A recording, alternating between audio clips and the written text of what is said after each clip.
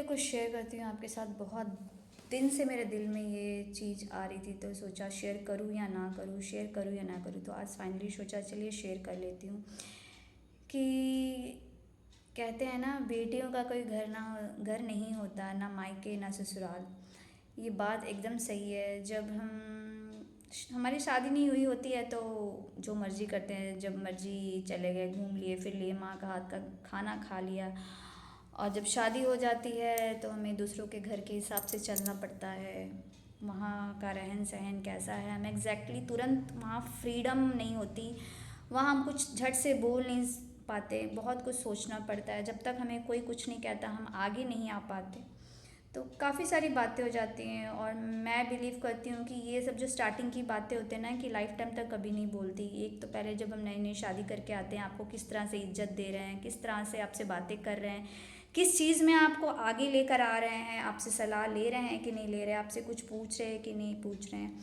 तो ये सब कुछ कुछ छोटी छोटी बातें होती हैं जो ना बहुत मैटर करती हैं और जो हमेशा हमें याद रहती हैं, किस तरह से आपको प्यार मिल रहा है, नहीं मिल रहा है।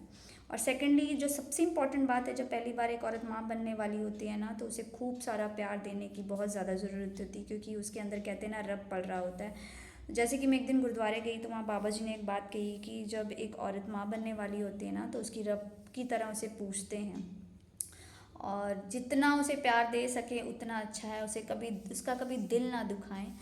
और अगर कोई आपका दिल दुखा भी देता है ना, तो वो बात एक औरत कभी नहीं भूलती, क्योंकि वो इतनी इमोशनल होती है, उसके अंदर पल रहा होता है, उसका एक आंसू उसके बच्चे तक को फील होता है। और अगर किसी ने आपको दिल इस पीरियड में दुखा दिया ना, वो आपको लाइफ टाइम तक नहीं भूलेगा, क्योंकि आपकी वो पहली प्रेगनेंसी होती है और आपको किसी ने कुछ ऐसी बातें बोल दी जो आप लाइफ टाइम तक नहीं भूल पाते। ये एग्जैक्टली है। अगर आपके साथ किसी के साथ ऐसा हुआ है तो प्लीज़ मुझे बताइएगा। और सच में एक बहुत ही अलग फीलिंग होती है यार, एक माँ बनने की। मैं तो बहुत ब्लेस्ड फील करती हूँ कि मेरी एक प्यारी सी बेटी है, जो हमें बहुत सारी प्रे करने के बाद, बहुत विशेष करने के बाद मेरे बाबा जी ने मेरी झोली पे डाली है।